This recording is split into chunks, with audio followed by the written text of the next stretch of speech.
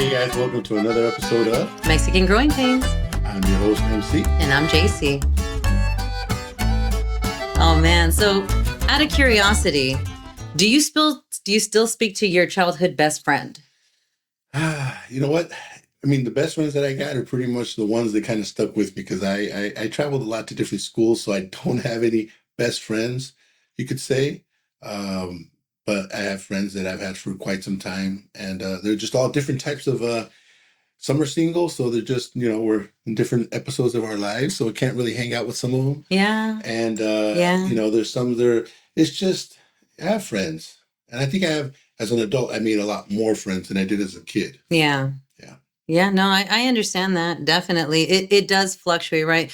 But so I still have my childhood best friend, which it's such a blessing. It's such a blessing to have her in my life. We grew up since elementary. And so it goes like, I was thinking about all my relationships, right? I was thinking about all my relationships, and I really discovered that I'm a loyal person. Like, my track record shows I'm a loyal person. I didn't think of myself as loyal all my life, though. That doesn't mean I was a good person, right? I was learning. I was a learning person growing up. Mm-hmm. I burned a lot of bridges, but I learned so good when I met her. I think it was life-changing to meet such a good person who I had so much in common with, and we had so much of the same desires. Like, we both wanted the same kind of video games to kind of grow up with. We wanted the same laughs as far as movies. We were moviegoers. We went to the mall. Did you go? Did you do any of that? Oh, yeah. Right? Yeah. I mean, definitely. But with different friends. Yeah, I mean, with groups, it depends on what area, I was living at the time. But yeah, I would love going to the mall. I mean, the mall was back in the days, that was it. That was a hangout place. You get to see some of the new stuff that came in from let's just say LA or something. Yeah. New clothing. Yes. The new shoes. That was huge. Man, yeah. That was huge. Oh, man, check out mall hopping. Yep. Yeah. Yes. Yeah. That was huge. And then hang out with your friends. Oh, remember Star Shots, dude. Yeah. How many pictures did you take with your friends, right? I know. Star Shots and the whole Olin Mills. You gotta have a ladder next to you. That was your pose? That was a pose. Oh, yeah. Especially, I mean, and my mom was a photographer, so I had good practices on my poses. Yeah. Different backdrops. We always did different backdrops, different groups of friends, or like same friends.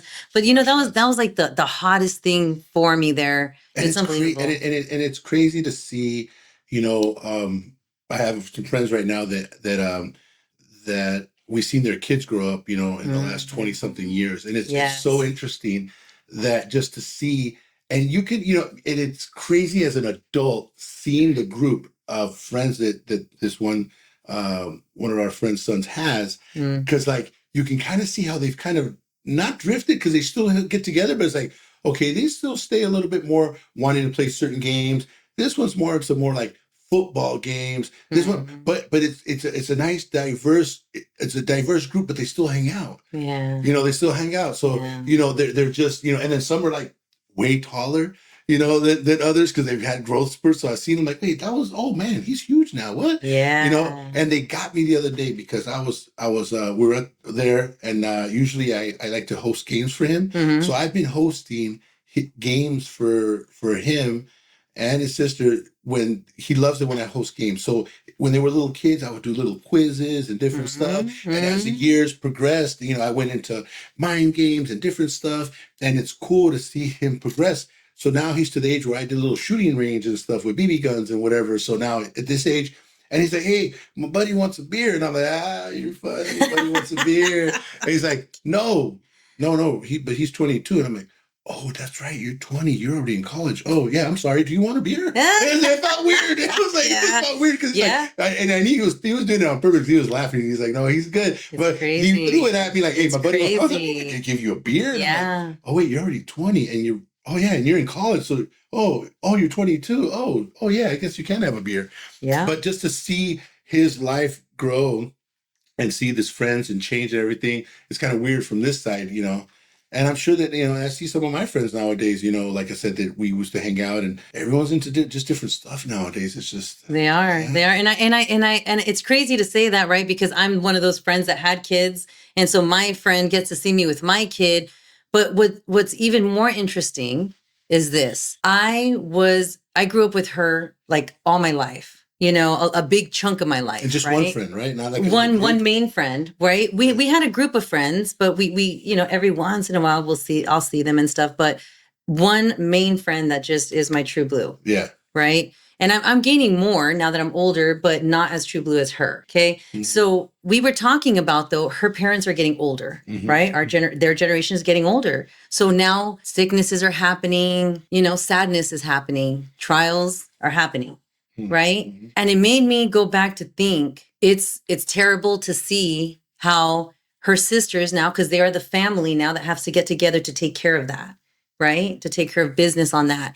It's crazy to see how when we're talking, how everyone's emotion to having to take care of the sick parent is now coming up to fruition. And it's crazy how perspectives are now changed, because my friend had a relationship with her dad where she was just like, I love you, Dad. You're my everything. He gave me my roof. Like, I love him. But the sisters are more like, no, like that's not what I saw. I don't know how you saw that. I don't know where you were, but that's not what I saw. And it's crazy, the perspective. But when I start to think about it, here's the thing. I think to myself, my childhood was rough. But when I look at it, I was a good kid in the sense where I did what I was told by the leader, okay, which was my dad. My dad was the leader of the house, right? It's as a child, we saw he was the leader. And then my sister, which I don't even understand her perspective, she was the first child.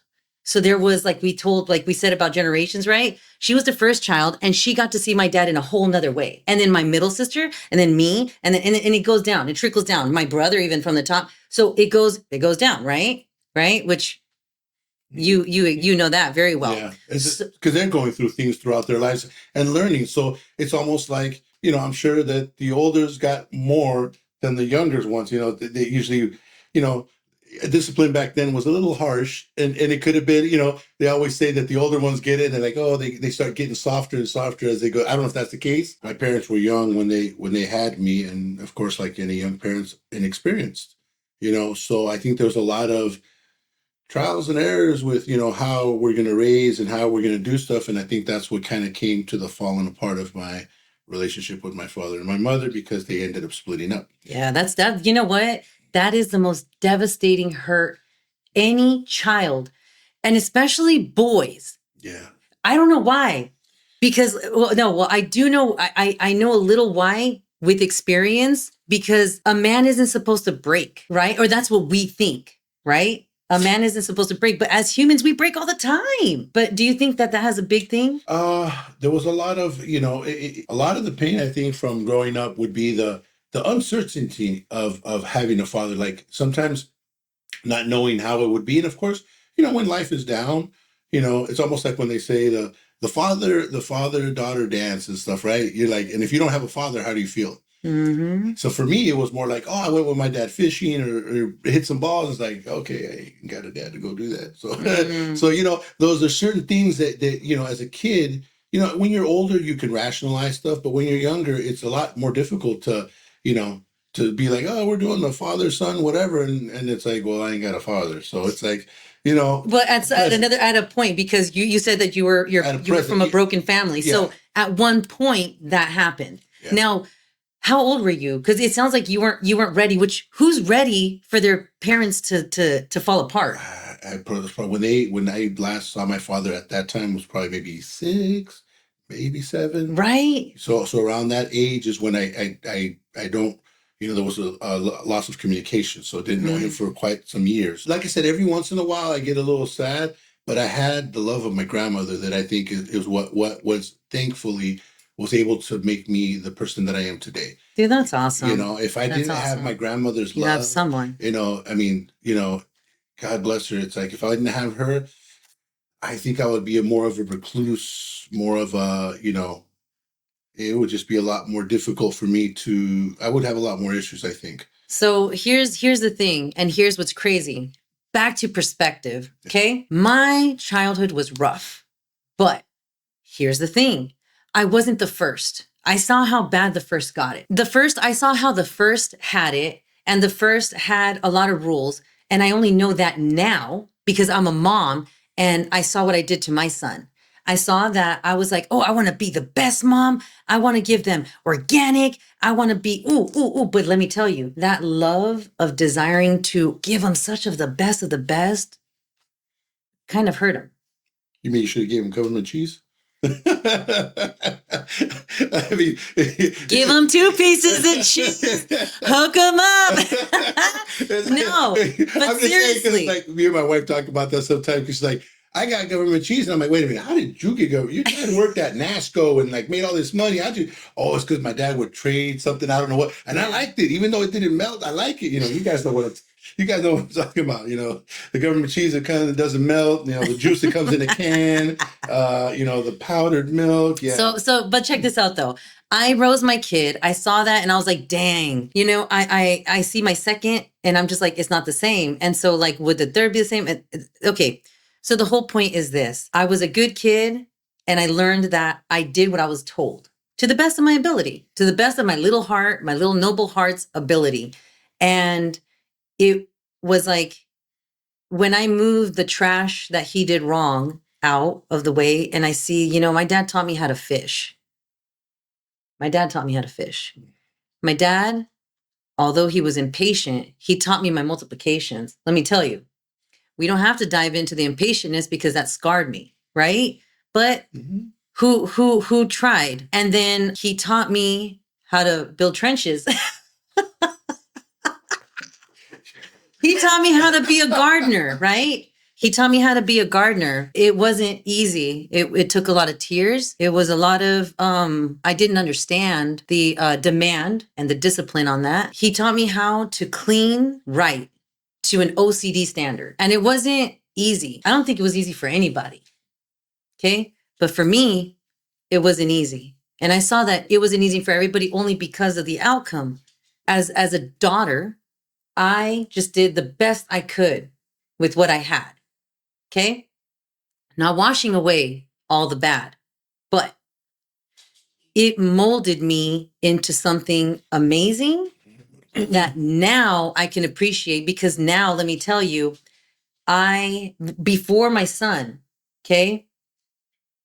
No, actually during my son, I think I hit rock bottom to the point where I had enough of the games. I had enough of the silliness that people did around me, right? Because I was made quiet. As the third child, I was made quiet. And so we had already made a mention how I went to God. You know, I went to God. And when I say that, I meant like, it's not that I went to church. Well, I did go to church. But I think the biggest breakthrough was that when I read my Bible to like its entirety, that took discipline. And I couldn't have done that without hitting rock bottom, without being carved with so much pain, sadness. It humbled me because I messed up a lot in life too. I hurt people. I helped people.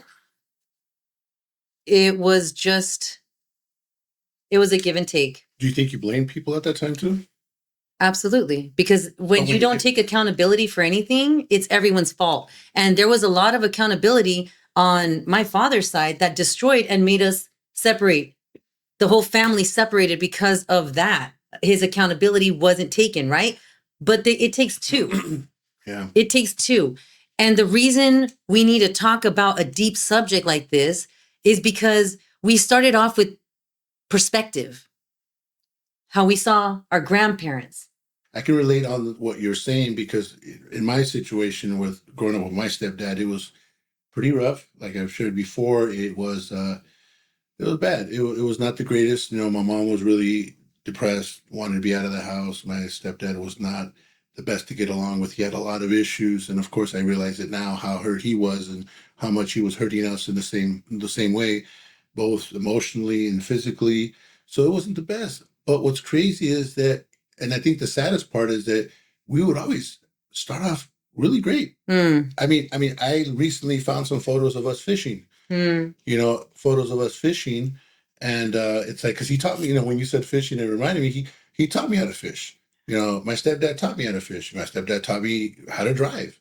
My stepdad taught me a lot of different stuff. And I wasn't in the right place. I mean, I was a little punk as a kid, Right. But I was a little bit of a punk. I'm not. And it took a moment to acknowledge that, right? But in all fairness, it's like I was a kid. Yeah. So he should have known better. She should have got the help he needed because unfortunately, his failures hurt you.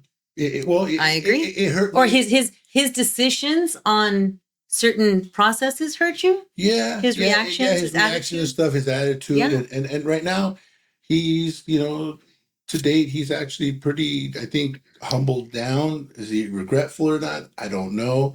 But he recently reached out because he wanted to help some stores that he had and help me get rid of some stuff for him and stuff. And one of my brothers doesn't really talk to him. And the other one kind of still does. But, there's a lot of hurt that he caused with them too, that they're going through. And I'm over my hurt, Yeah. I just ask for respect right now. And as an adult, so as long as he can do that, everyone asks for respect. Respect is the most important. Yeah. Yeah. But as a kid, you don't realize that, Oh, right. As a kid, you don't. So right now where I'm at and stuff, it's like, you know what? He did what he did. He acted how he acted. I hope God, forgives him and he'll have to, speak to him about that. But with me carrying forward, I don't have no ill will towards him. I hope he. Yeah, because at one point, let me tell you, right, in our growth, however that was, there was a time where we were dependents, okay? Right? We depended on our parents. So they gave us the covering over our head. Yeah. And then however they ran their kingdom, right? Their palace, it's theirs to run. So we said at one point when we're like, hey, we know how to not be dependent. So we then walked out the door. We walked out the door because we said, I don't like your laws. I don't like your rules. And I'm going to make my own rules because I can sustain myself and I'm no longer dependent. Right? Yeah. Okay. So now back to accountability. We got to speak truths here. Okay. Because where did you go from there? Did you have that wonderful life that you wanted to live? Was it all the stars twinkling for you? Well, I literally, from my grandmother's house, at 19 years old, I literally moved in at 20 years old with my girlfriend, which I then married to be my wife. So and I've been married for 28 years. So basically with me, I was 19 years old living with my grandmother. And by 20, I pretty much moved in with my girlfriend that I asked to be my fiance and then got married at 22. So there was no like in between for me. I mean, and the thing is that, my father, with the relationship we had, I really didn't let him, influence me, or I was very rebellious with him. Stepdad, that doesn't even count. My mom was not available emotionally any which way. She just was, and my grandmother was all love. I mean, to the point where I could have actually, be very dependent on her because it was just love. I could do anything wrong. So that was my grandmother. Yeah, my grandmother. Yeah. So what I did was I found someone that I looked up to and this girl and said, wow, you have your life together. She's a little older than I am. So she already had a really good focus. So I said, so unconsciously, I went from, a person that I didn't want to mold me or couldn't mold me to, hey, you can mold me. Isn't that crazy? I think we do that a lot. We do.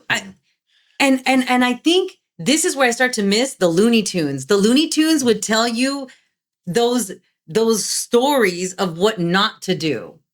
Those stories of what not to do. The grass is not greener on the other side. All that. I miss. You know what, though? But see, the thing is that I don't think I was in a position to understand the grass at that age. So, I mean, I get it, what you're saying. I did not know, but trust me, I took on that challenge and it made for a bumpy time because when I took that challenge on, I was so immature, didn't want responsibility, thought it was all up to her because she had all her stuff together. So hey, why not put more stuff on her? Yeah. Oh So, no, but that's so hey, that's diving deep into relationships. We're gonna hit on that later because you've been watching a show, right? Yes, I know. A sneak preview on that. What's it called? Married at First Sight. Yeah, Married at First Sight. But yeah. But as far as me, as my, my perspective on that is just that, yeah, we sometimes tend to really, you not understand, and how people are trying to mold us, and like I said, you don't, like how we see it now. I don't want to look at the bad things that my dad did or my stepdad did or whatever. Absolutely not. You want to take the value, extract the value. And then you start to realize, like I said, he's like my stepdad. He's had a rough life right now. He's going through some stuff right now. It looks like forgetting stuff, different stuff. I'm like, I don't know. I was just really amazed that he's reaching out, and I think he had a hard time. At first, he was telling me about my brothers, like, "Oh, my brother wants you to help him." And then finally, when I asked him, I said, "Hey, is he going to be there?" "Oh, he won't come till later." So I think he was having trouble asking me because he might feel certain something from the way we went through life. Yeah, he always. He said I wouldn't amount to much, this, and that. And again, I was a punk. I mean, I'm not going to say that it wasn't, but he was hurt. His father, I know some of his stuff that his father hit him. It's like a generational curse because it's like you are that person who you don't want to be. I realize that within myself. Yeah. Guilty. So. Yeah. Yeah. It happens. But so I see my siblings too, and I love how they've grown and how they've overcome so much along with us. And I think that's why we're able to still get along as a family. Still, we fight, right? We don't fight. Arguments. It's discussions. Opinions. It's opinions over spilling with emotions because we're women, right? So it's like passion comes out. Passion comes out. But yeah, no. I don't want to be in the middle of that. But what's beautiful though is that for me, I look at what I have now and what I've established with my husband, with my children, and we always have to think about the good things. And I think to myself, wow, I know how to camp because my dad taught me to camp, right? He was very strategic and he left that in me, right? And do your kids know how to camp? I'm sorry. The what? Do your kids know how to camp? Yeah. Oh, yeah. Oh, I have my kids set a fire for you, okay? True. Yes. Yeah. Well, see, this is what I'm noticing now is that when I was little, back to our past, when I was little, I would sit with older people and I would listen. And a lot of times some would tell me they had regrets. And some would tell me there is no regrets. You got to learn. You learn from what happens and then you improve it. So I feel like we can't look at these things like a mistake. We got to look at these things as a learning thing. Yeah. Now, if you continue to do the same thing over and over, then you're making the same mistake because it's a continuous. You can't keep falling in the same hole. Because trust me, the world has a whole bunch of holes you can fall in. Oh my goodness. There's all kinds of holes you can fall in. So, and I kind of revert back to when one of my friends, it's a teacher in the work that I do, he said, "How did you become the best at what you do?" And I said, "You know what? I pretty much learned from all the mistakes I've ever done. And that's how I became the best." It's like nothing could happen that I couldn't mess up on. Yeah. Because I've already made so many mistakes in my field that I can't make any more mistakes. I have to learn from all of them. And he's like, "Wow, I like that." So then they need to make mistakes. Yeah, sometimes you need to. Sometimes you need to go with what you got to do. And you know what? You're like, "Oh, yeah, don't do that." That's why history is so important. That's why this here is so important. That's why gathering with family, the older ones, the aunts, the uncles, the little ones, it's so important. Why? Because history is happening. You're sharing things. You're sharing memories. You're sharing understanding. You're sharing even in a toxic environment. You're sharing, what not to do, what to do, what I want to do, what I definitely don't want to do. And you know what? And it's showing people it's not even just what not to do, how to look at things differently. Perspective. Perspective. It's so important. Like I said, don't be so, they always say, who's your worst enemy? Yourself. Exactly. It is. We're our worst enemies. We We're our are. worst enemies, our We worst are. critics, our worst everything. That's why it's perspective. You know, Yep. why me? Why this? Why that? Why can't I? Why can't it's like we gotta stop. And let me tell you though, okay, I was telling my son just in the car, speaking of that, why me? It got deep because my son is in the teen stage right now. Mhm. Okay. I remember my teen stage. I was so confused. I was so confused. And the world confused me even more. I feel like there was a lack of information and there's an overage of information. Oh, So I feel like that's what the difference is though. I don't know if I'm right or wrong, but, yeah. but before it was like you kind of didn't know because there was not a lot of information. Trial and error. Because the adults didn't want to tell you, but then like you kind of needed to know, but then you heard it in the wrong spots. Exactly. And, yeah. But now it's like there's all kinds of information of all kinds of stuff. Yeah. So it's like, man, that's even more. I don't know which one's worse. They're both pretty bad. So here's the thing though. When I was younger, I was a tomboy, dude, complete tomboy, right? You know me. He knows. I was a tomboy and I didn't care to be with the girls. Like I did when we were playing hide and go seek and stuff, like things like that were fun. They were great. But the majority of my time was spent with boys. And I got slapped with labels. I got slapped with labels by friends. I got slapped with labels by family. I got slapped with labels and I knew who I was though. But why did you want to hang around with girls? Because you didn't want to play with dolls, or no? They were catty. And they talked about things I didn't want to talk about. They were talking about like it was very competitive for me. That's it. At the end of everything, it was just too competitive. Where I was just like, well, I like the boys competitive because they're like catching balls and like hitting each other and like I wanted that. It's like the whole thing. Like they say it's like with girls, it's like man, they can be hard on each other. You know what I'm saying? And they can hold grudges or whatever. Yes. And guys are more like we'll fight and stuff. And then dude, and then be like, do you want to have a beer? Yeah, let's go have a beer. Dude, okay, so listen. So, you know what I'm saying? We would play baseball out in the cul-de-sac, remember? So we'd play baseball in the cul-de-sac and we'd hit it. Like, let's just say someone lost the ball, right? We were all playing. Yeah. Normally, girls don't like to play that kind of stuff. So it'd just be boys, right? Yeah. And dude, they'd be like, oh, dude, you jerk. Where are we going to get another ball? You're such a loser. And, oh, dude, don't call me a loser. And like, they'd get into it, right? But then like immediately after, hey, let's go to the arcade. It was over. Yeah. Hey, let's go ride our bikes. Yeah. Dude, it was over. Yeah. There was no, hey, let's get back to Johnny. Hey, Mikey, did you hear what he said? Hey, you're loyal to me, right? Yeah.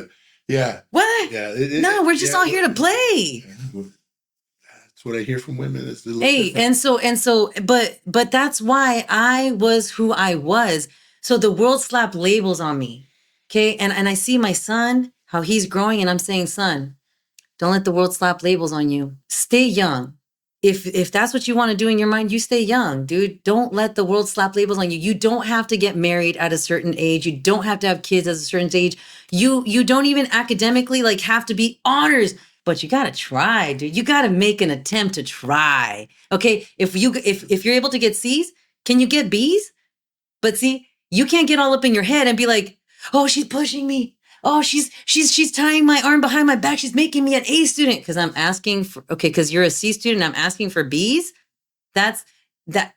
But then as a parent, I got to be like, oh, I'm stressing my kid out a little bit, right? Yeah. So here's another step back. But then this is where I've noticed where we have to talk about relationships upcoming, because this is where I need to take a couple steps back many times. Right? Because I got a partner with my partner, and we have two things to bring to the table. It's a different education nowadays. My God. Like I said before, I don't think I think we always had to educate our kids, and I don't feel like we got any education, when we were younger. Like, yeah, we did. No, like what I'm saying is that like sit down and talk. Like there's labels out there, and people are gonna like no one talked about stuff like that. But nowadays it's like, if you don't talk to your kids, they're really gonna hear. I mean, it was like maybe one or two kids that, like you said, oh, you got some information from this person or that person. Yeah. But now you're getting information from all over the place. So I think that's even more confusing. Where it's like, where do you fit in? Are you this? I mean, I don't even want to think. I mean, back in the days, we're going to go to labels. Like when you say labels, I'm like, are you a jock? Are you a, are you? Those are labels. No. But what I'm saying is that I could probably count the labels that I can think of in like one hand from back in the days. You know what I'm saying? If we were all black, you're into heavy metal. If Yeah. you were, if you were like this, you were like that. Yes. So it's like I can probably think of like 5 labels that come to my head right now. But nowadays, I'm hearing. I need more hands. It's like, yeah, exactly. Let me get It's my like, foot. yeah, I mean, there's like, politically correct labels. Like, what the heck? So there's so much more that we have to, that you have to, you have kids. Yeah, it's like, man, you really got to like put it out there before they hear it somewhere else and they're confused. So with all that in the mix, okay, we have to think of where our joy is coming from. Okay. Some people right now, I've said it before, we're all seeking help. We're all seeking help in some way in our lives. But if we look backwards, you will see that history repeats itself. Even world history shows us how it repeats itself just through circumstances. And if you want to know why you're in the position you're at, look at a scenario, right? And see what part did you play in it.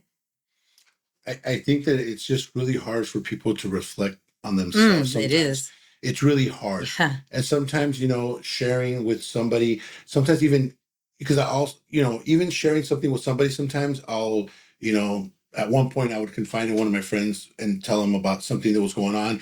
And once I said it, I'm like, man, I kind of sounded like an ass a little bit, I guess I wasn't thinking. But again, our minds are there to protect ourselves. We have excuses for everything. And so it is kind of hard out there. And I think this is what the whole thing is, reflecting on how, what we, sometimes not even how we act, how we take stuff, because we don't know. Our minds, especially when we're young, are very fragile. Yeah. And very impactful. And there's just things that I don't know. I mean, you remember it. Like I said, there's certain friends that I've talked to. I'm like, oh, remember this and that. They're like, no, because they don't remember, but it just wasn't impactful for them. No, it's not that though. Some of us, we'd rather erase our past. No, I'm not saying bad things. We want to be in la la land in our past. I'm saying like, hey, remember when we're on the boat right here and then it sunk and this and that? And they're like, no, I don't remember that. And it's like, it wasn't just, but again, we spent years with each other as friends, so I can't remember all the stuff. So it was impactful to you in your perspective, but not to them. So just that's true. Things. So that's what I'm saying. It's not just about bad things. It's also good things sometimes. Yeah. Sometimes good things are and that's why we said what we said earlier. It's like sometimes we gotta try to reminisce about the good things that happen. Absolutely. Because we, it's just like everything else they always say. It's like sometimes you can do 10 good things. It just takes one, and then it's like deflates you like completely. Absolutely. So we got to remember all the good that we have and all the good things we've seen and experienced, and try to use that. It's not about let's just say that bully, or let's just say that family member maybe that made it rough for you. It's not for them. It's for you. It's for you remembering some of these good things. Maybe you're crossed at one of your friends, one of family members, something. Let's remember the good. And it's for you. Not for nobody else, not for saying you forgive, forgive and forget or whatever. It's because it's just, believe it or not. And when you get it off your chest, you're gonna realize it, but you're not until you do it. Yeah. Yeah. And what kind of space does it create for you? It creates a space to say, oh, I can fill it with something else. It's almost like that whole thing where it's like, muscle weighs more than fat. You know what I'm saying? So you could be thin, you could be you're a big guy, and you're like, man, I weigh 300 pounds. Let's just say I weigh 300 pounds. Like, oh, I'm too big. But then you work out and you're like, wow, I'm thin, but I still weigh 300 pounds. Yeah. Why? Because the muscle weighs more than fat. So sometimes pain, is the fat. That's the way that I see it. Pain is the fat, and muscle is the happiness. And we want to be big in happiness, not in fat. Always. Man, this was a deep episode. Yeah, I know. It was, because we have to start to uncover things here and get real on some things. Yeah. But you know what? We're going to be talking about some good memories like the pagers. and cartoons and things that drove us. Yeah. So always remember, guys, that there is no growth Without pain. This is JC. This is MC. Till next time.